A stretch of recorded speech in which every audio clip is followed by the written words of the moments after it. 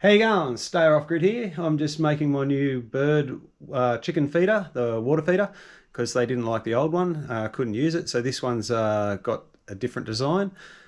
Same design, different little fiddly bits at the end. So we'll look at that. Now, I do want to say straight up that I'm trying to get to 1,000 subscribers before the end of the year.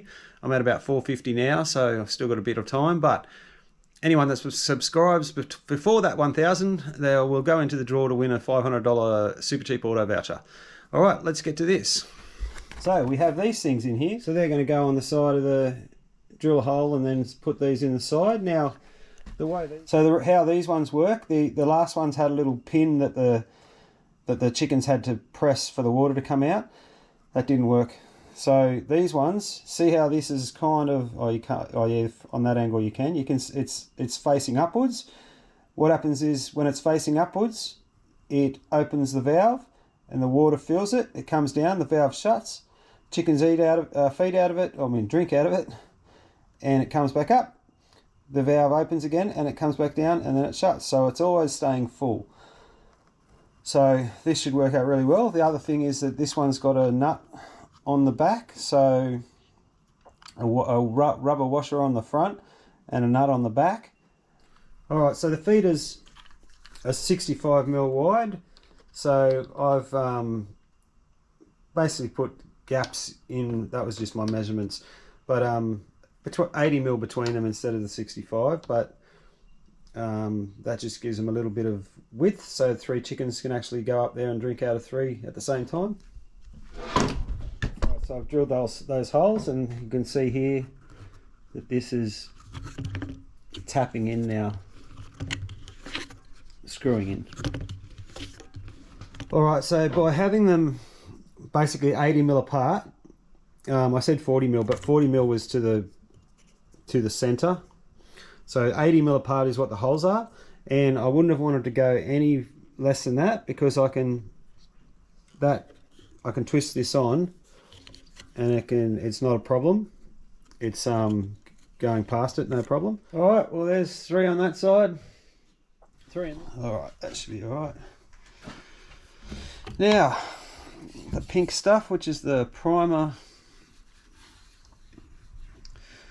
and also inside this, and blue stuff in here.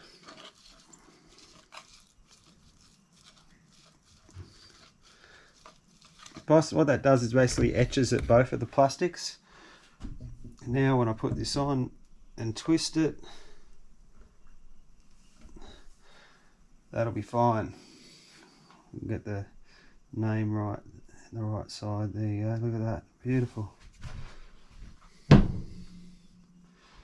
got to be careful with that because I had to get this to face up so that they were level on this end, and I put it, you only need to turn it 90 degrees. What you do is you put it on and then turn it 90 degrees.